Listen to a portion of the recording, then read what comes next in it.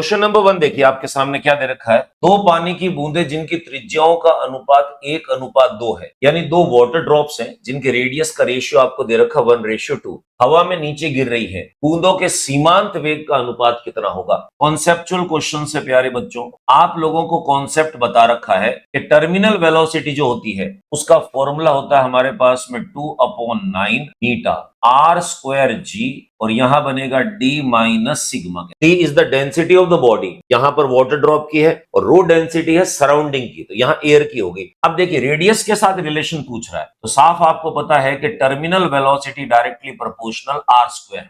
अब दोनों के रेडियस को कंपेयर करना है, तो मैं ऐसे लिख सकता हूं, terminal velocity first, terminal velocity second, ये बन जाएगा r1/r2 का होल।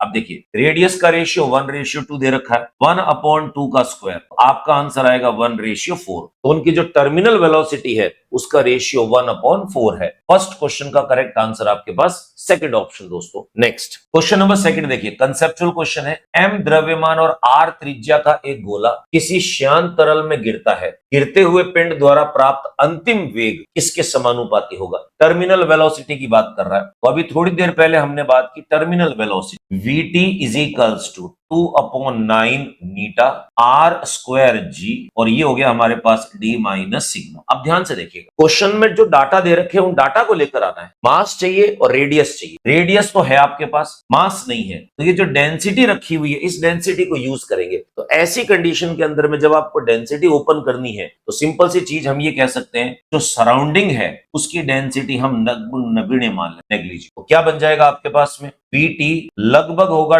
2/9 मीटा r²g इंटू हो गया d। अगर आप इसको नेग्लिजिबल नहीं मानो तो भी आपका काम चल जाएगा इसमें। अब देखिए डेंसिटी जो है उसका फॉर्मूला हमारे पास में होता है मास अपॉन वॉल्यूम, ठीक है। स्फेरिकल है हमारे पास में, वॉल्यूम जो होगा इसका फॉर्मूला बनेगा आपके पास में 4/3 पाई r³। अब जो जो चीज चाहिए उसी को रखेंगे हम इसमें। मास और रेडियस चाहिए तो आप ऐसे लिख सकते हो, देखो Vt डायरेक्टली प्रोपोर्शनल, देखिए रेडियस है ये r² जिसको कैपिटल R बोला है, तो हमने कहा r मल्टीप्लाई, मास ऊपर लिखा हुआ है जिसको कैपिटल M बोला है, ये रहा हमारे पास। r³ है नीचे की साइड में, कैपिटल R लिख देते हैं हम इसमें r³, यानी कांस्टेंट चीज को रिमूव कर दिया, मैं डायरेक्टली प्रोपोर्शनल ले रहा हूं। तो देखिए यहां से 2 पावर इससे कट जाएंगी, एक बचेगी। आप कहोगे टर्मिनल वेलोसिटी जो है वो m/r इस पर डिपेंड करेगी। अब m/r कौन सा ऑप्शन है, देखिए क्लियर आपको दिख रहा है कि सेकंड क्वेश्चन का करेक्ट आंसर आपके पास सेकंड ऑप्शन है दोस्तों। नेक्स्ट क्वेश्चन नंबर थर्ड देखिए, क्या दे रखा,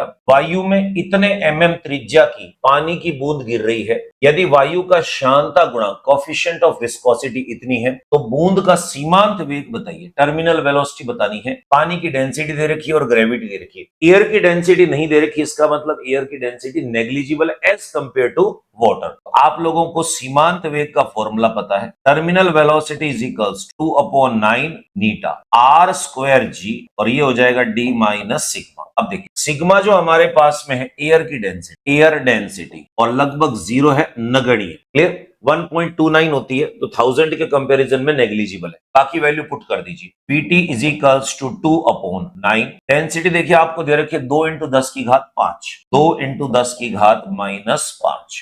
रेडियस आपको इस फॉर्म में दे रखा है, इसको स्टैंडर्ड फॉर्म में लेंगे, mm का मतलब -3 और -3 इधर खिसका दो, तो ये बन जाएगा आपके पास। या फिर एक काम करते पूरी शिफ्ट कर देते हैं, तो 15 × 10⁻⁻7 इसका स्क्वायर बन, ग्रेविटी 10 और डेंसिटी आप लोगों को दे रखी है 110⁻3 यानी 10⁻3। अब सोल्व कर देते, सबसे पहला काम हम पावर सोल्व करेंगे, तो देखिए मल्टीप्लाई 10⁻⁻14 +1 +3 और ऊपर आएगा तो +5 बने, और साथ में देखिए ये सारे सॉल्यूशन में चले गए। क्या बना, 2 से 2 कट गया, 15 का स्क्वायर 225 डिवाइडेड बाय हुआ 9। Vt इज इक्वल्स, अब जब आप इसको कैंसिल करोगे तो ये आएगा 25 मल्टीप्लाई 10⁻, देखो 5 और 3 r और 1 8, तो ये बन गया -5। अब ये मांग रहा है 10⁻⁻4 में, एक पॉइंट शिफ्ट कर दो इस साइड में, ये बन जाएगा 2.5 × 10⁻⁻4 मीटर पर सेकेंड। ये है आपके पास टर्मिनल वेलोसिटी। ऑप्शन देख लीजिए, तीसरा ऑप्शन जो है वो थर्ड क्वेश्चन का हमारा करेक्ट आंसर दोस्तों। नेक्स्ट क्वेश्चन नंबर 4 देखिए,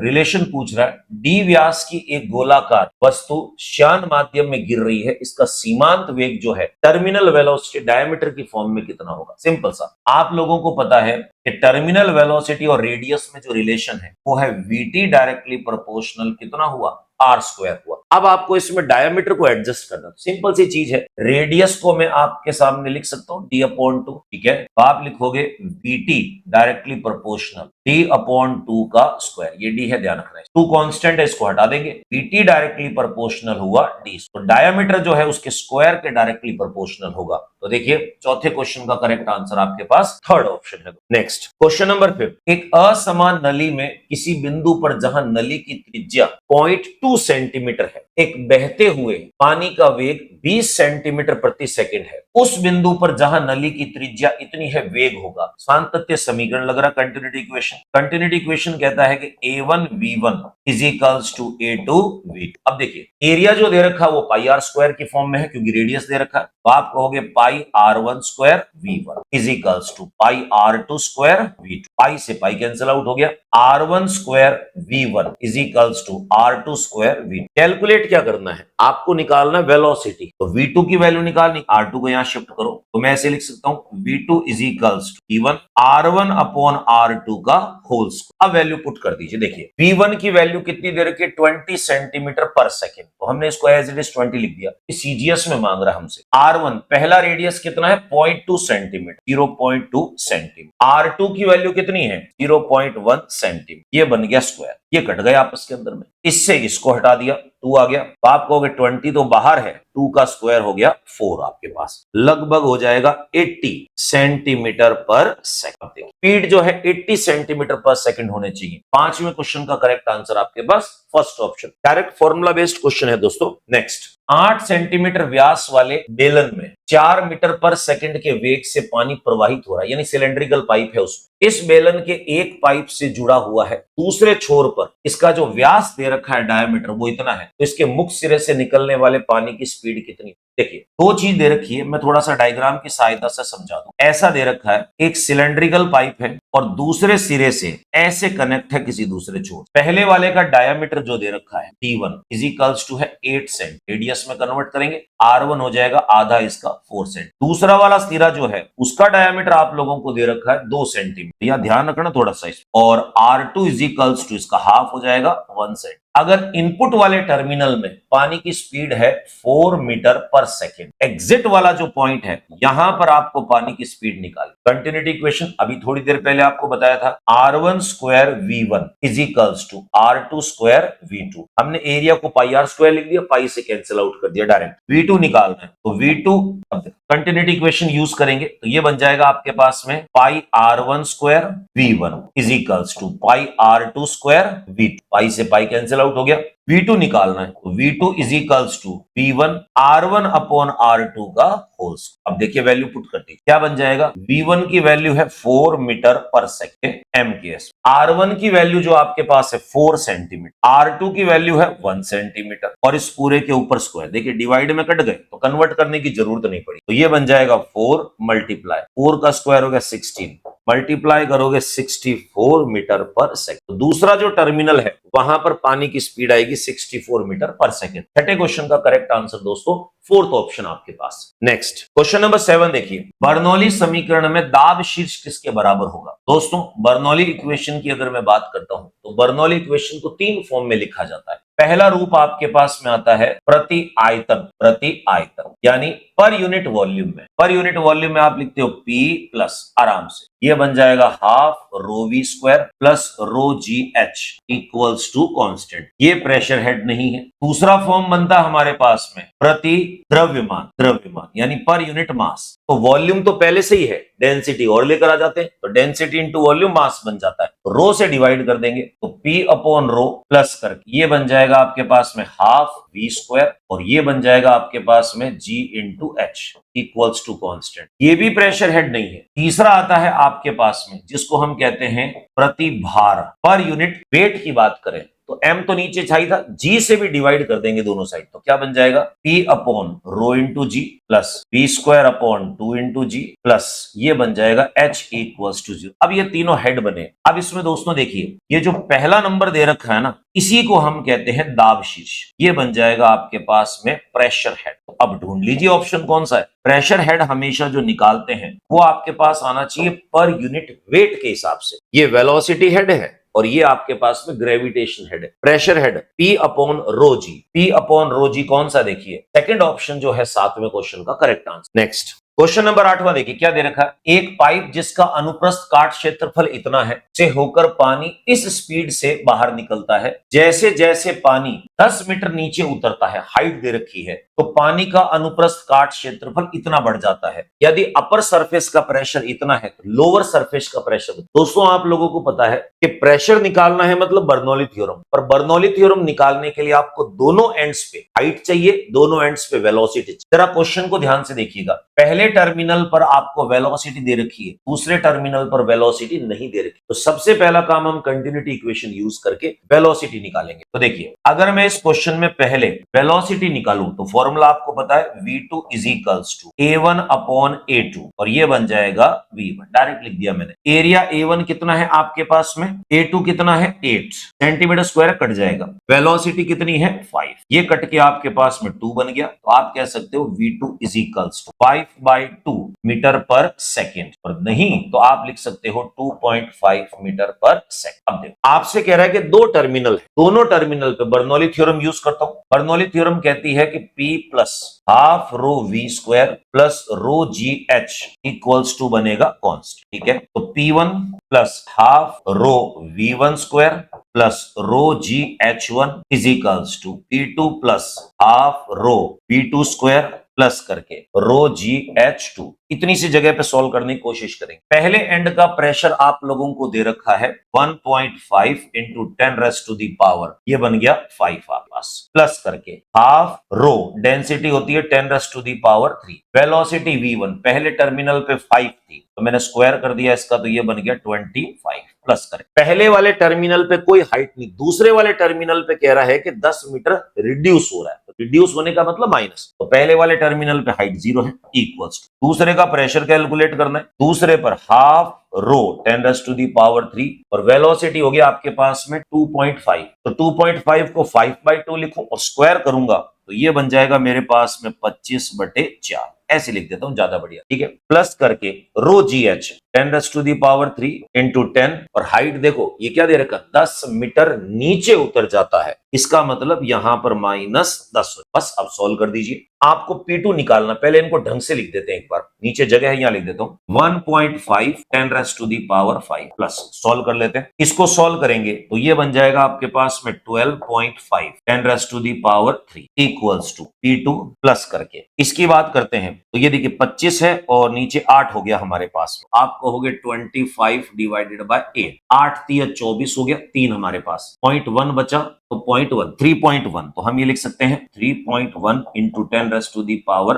3 माइनस करके इसको सॉल्व करें तो ये 10 रेज़ टू दी पावर कितना बन रहा है 5 बन रहा है आपके पास में, 10 रेज़ टू दी पावर 5। अब इन दोनों को उठा के उस साइड शिफ्ट कर दीजिए, मैं यहां लिख देता हूं P2 इज इक्वल्स टू क्या बन जाएगा 1.5 10 रेज़ टू दी पावर 5, ये आके जुड़ जाएगा इसमें plus 10 raise to the power 5, ये नंबर और ये नंबर देखो प्लस करके कितना है आपके पास में 12.5 10 रेज़ टू दी पावर 3 और ये नंबर माइनस होगा, जाके माइनस होके बना हमारे पास में 3.1 10 रेज़ टू दी पावर 3, ये लिख दी मैंने वैल्यू। अब देखो ये नंबर है 1 इंटू 10 की पावर 5, तो इसमें जुड़ेगा तो P2 इज इक्वल्स टू ये बन गया आपके पास में लगभग 2.5 10 raise to the power 5 plus करके इनको लड़ा लो, 12.5 में से 3.1 गया तो लमसम आपके पास बन जाएगा 9.4, 9 10 11 12, ठीक है 9.4 10 रेज़ टू दी पावर 3। अब इसको 5 बनाना पड़ेगा इसके बराबर के लिए, तो आप कहोगे P2 is equals 2.5 10 raise to the power 5 plus 2 point निकाल के लाने इसमें,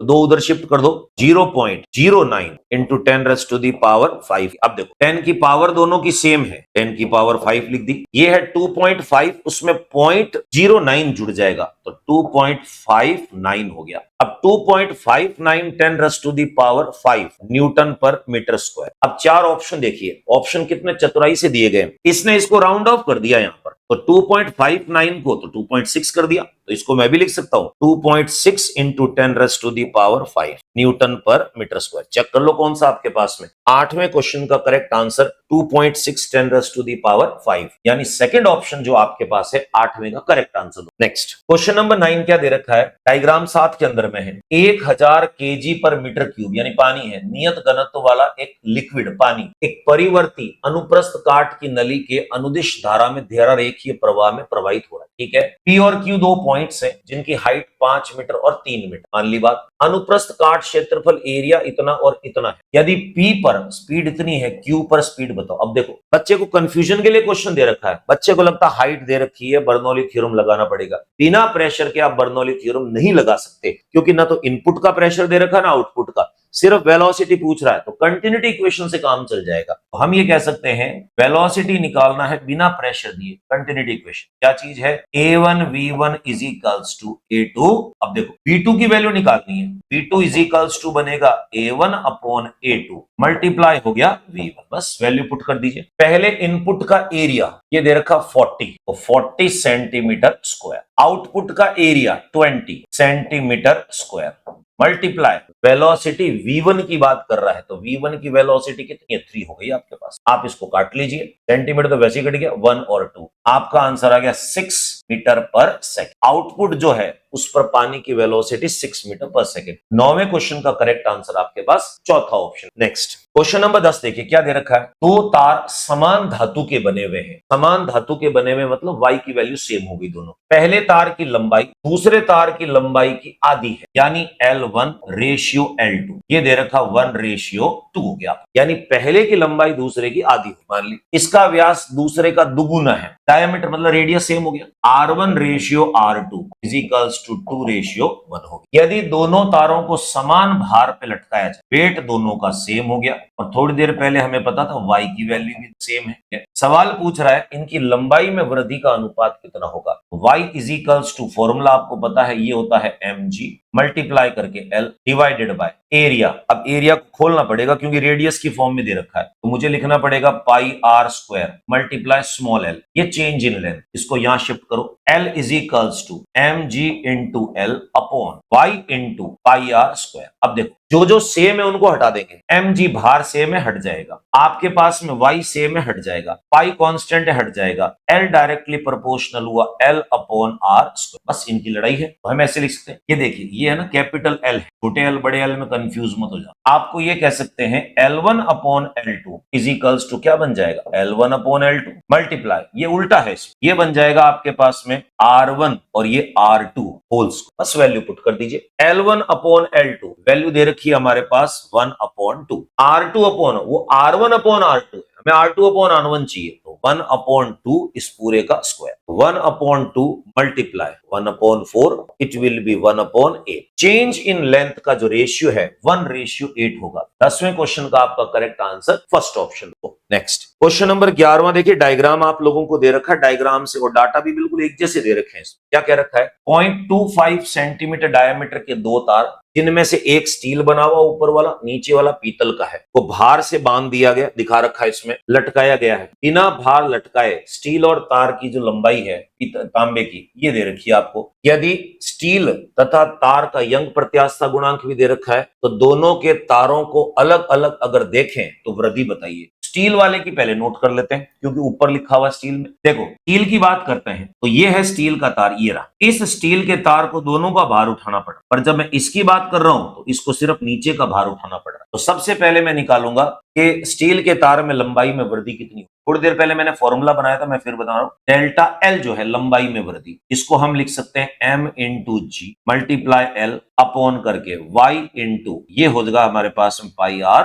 बस कुछ नहीं है, कैलकुलेशन कर। तो जरा ध्यान से देखिएगा, मैं बात कर रहा हूं स्टील की, तो मैं यहां लिख देता हूं स्टील लिख दिया। स्टील वाले को दोनों का भार उठाना पड़ रहा है, तो 6 और 4 10 हो जाएगा। m हो गया 10, g ऑलरेडी 10 है, तो ये हो गया आपके पास में 100 मल्टीप्लाई। लंबाई स्टील की 1.5 है डिवाइडेड बाय y जो स्टील का दे रखा वो 2 इंटू 10 की घात 11 है मल्टीप्लाई करके पाई आर स्क्वायर। अब देखो पाई की वैल्यू 22/7, 7 ऊपर लिख देता हूं मैं, पॉइंटों में खामखा नीचे कैलकुलेशन बढ़ेगी। रेडियस जो आपको दे रखा है जरा चेक कर लेते हैं, व्यास दे रखा है तो आधा करना पड़ेगा। देखिए डायमीटर आपको दे रखा है 0.25, तो मैं इसको कह देता हूं ऐसे 0.25 सेंटीमीटर है, तो आधा कर देंगे इसका, तो 0.25 अपॉन 2 सेंटीमीटर में, और स्क्वायर करेंगे 0.25 अपॉन 2 10⁻⁻² का स्क्वायर। अब कैलकुलेशन है, सबसे पहला काम हम एक काम करेंगे, आप लोगों में पावर इकट्ठी करनी है इसकी। सबसे पहले तो मल्टीप्लाई करके 10 की पावर, देखो 2 जीरो ये गए, नीचे से ये ऊपर आया -11, ये आएगा -4, ऊपर जाएगा तो बन जाएगा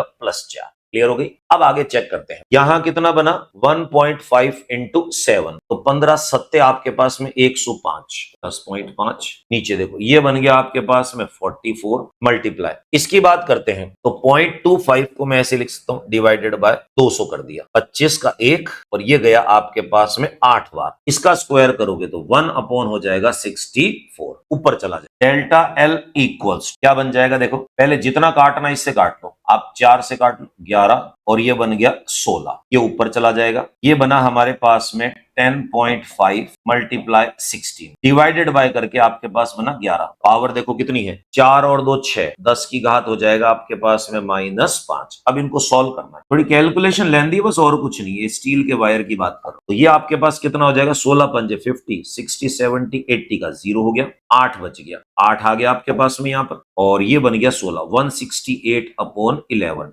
10⁻⁻5। चेक करें, सोल्व करो इसको, 11 एकम 11, पीछे बच गए 5, 58, 5 बार कट गया हमारे पास में, 3 बच गया 30, पॉइंट हो गया आपके पास में 2, 10⁻⁻5, एक पॉइंट शिफ्ट कर दो, 1.52 इंटू 10⁻⁻4, ये आ गया आपके पास में मीटर की फॉर्म। तो 1.5 की बात कर रहे हैं इसमें, 1.52, तो पहला 1.52 यानी 1.5 के आसपास। जरा ध्यान से देखिएगा, इसने क्रम पूछा है स्टील का, तो स्टील का आ रहा है मेरे पास में नियर अबाउट 1.5। मैंने एक्चुअली क्या है, जी की वैल्यू यहां पर ले ली 10, तो इसने 9.8 लिए, मैंने 10 लिए, 1.5 के आसपास। तो पहला ऑप्शन देखो 1.5 के आसपास बन। क्लियर। अब सेकंड को आप खुद सॉल्व कर सकते हो, मैं डायरेक्ट वैल्यू लिख देता हूं इसमें। सेकंड की अगर बात करता हूं मैं, इस ब्रास की बात करें तो ये आपके पास में हो जाएगा डेल्टा एल, ब्रास में फॉर्मूला ये पड़ा आपके पास में mgl divided by y into pi R square. देखो इस बार नीचे वाले की बात करें तो सिर्फ 6 ही काम आएगा इसमें, mg की जगह हो जाएगा 60, लेंथ की बात कर रहे हैं तो 1 है इसकी, divided by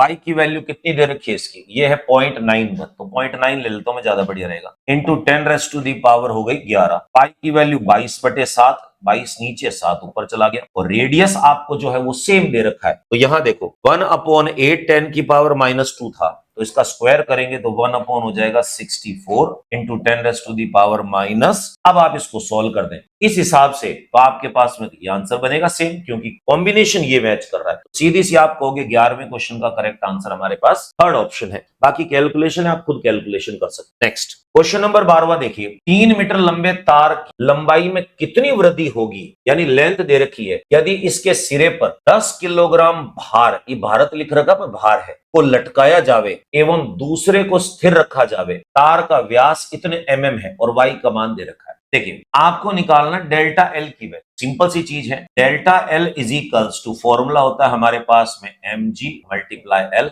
upon y into, ये बात होगी पाई आर स्क्वायर। अब देखो वैल्यू डाल देते हैं, कितना भार करा 10 किलोग्राम, तो m इंटू जी, मैं 10 ही रख रहा हूं, 100 हो जाएगा हमारे पास। लेंथ कितनी है 3 मीटर हो गई, डिवाइडेड बाय y की वैल्यू कितनी है 10 की घात 11, पाई जो है वो आपके पास में कितना है 22/7, 7 ऊपर चला गया, मल्टीप्लाई रेडियस का स्क्वायर, रेडियस नहीं दे रखा, डायमीटर दे रखा, इसका आधा कर लो 0.2 आ जाएगा, 0.2 यानी ऐसे लिख सकता हूं, रेडियस आपके पास 0.2 mm है, 10 की पावर माइनस, पूरा ही खोल दूं तो 2 इंटू 10 की पावर -4 मीटर बन गया हमारे पास। जब स्क्वायर ही करना तो पूरे का करें, 4 इंटू 10⁻⁻8, पावर सॉल्व कर दो पहले। सबसे पहले देखिए, दो जीरो है, ऊपर जाएगा -11, ये ऊपर जाएगा प्लस हो गया 8, तो नंबर बचे देखिए, ऊपर हो गया 21, नीचे 4 है और ये हो गया 88। 21/88 मल्टीप्लाई 10⁻⁴, 8 और 2 10, -1 बन गया। अब इसको सॉल्व कर दें, ये हो जाएगा 2.1/88। अब इसको सॉल्व ऐसे कर सकते हैं, देखिए आप इसको ऐसे लिख सकते हो,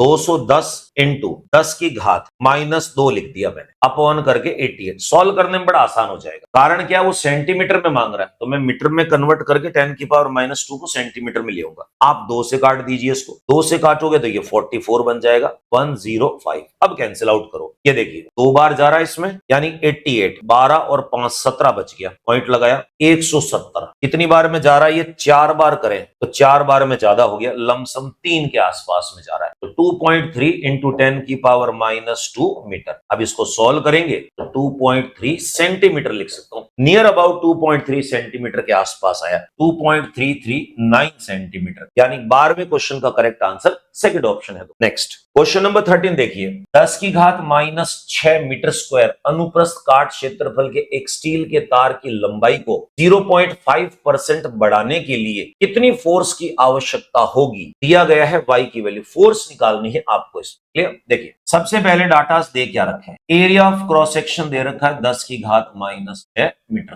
okay, length percentage delta L upon L ये दे रखा है आपको 0.5 अपॉन कितना हो गया, y की वैल्यू दे रखी है आपको, y इज इक्वल्स टू 2×10⁻11, मतलब स्टील का तार है हमारे पास, न्यूटन पर मीटर। आपको निकालना f की वैल्यू, भार निकालना, तो फॉर्मूला देखिए, y is equals to, f होता है mg की जगह लिख रहा हूं, l हो गया अपॉन, यहां बन जाएगा डेल्टा L इंटू हो गया एरिया, डायरेक्ट दे रखा है मैं लिख, f निकालना, इन सबको शिफ्ट कर दो, तो f is equals to y, ये बन गया डेल्टा L अपॉन L, और ये बन गया आपके पास a, बस मल्टीप्लाई करना है, y की वैल्यू है 2 10 की घात 11 multiply delta L upon L की डायरेक्ट वैल्यू दे रखी है 0.5 upon 100, area of cross section 10⁻⁻6। अब सॉल्व करेंगे, सॉल्व करने से पहले पावर्स को इकट्ठी करो, 10⁻11 -2 -6, ये होगा मल्टीप्लाई, तो 1 बन जाएगा, a इज इक्वल्स टू, देखो a इक्वल्स टू नहीं है, ये तो मैं a ऐसे ही लिख रहा हूं, बराबर करके चलो, a के हिसाब से लिख, क्या बन जाएगा आपके पास में 1 इंटू 10 की पावर -8 हो गया 3 न्यूटन, आप कहोगे f is equals to 10⁻³ newton, 1000 newton force की आवश्यकता पड़ेगी। तो 13वें क्वेश्चन का करेक्ट आंसर देखिए डी ऑप्शन, यानी फोर्थ ऑप्शन आपके पास करेक्ट आंसर हो। नेक्स्ट क्वेश्चन नंबर 14, यदि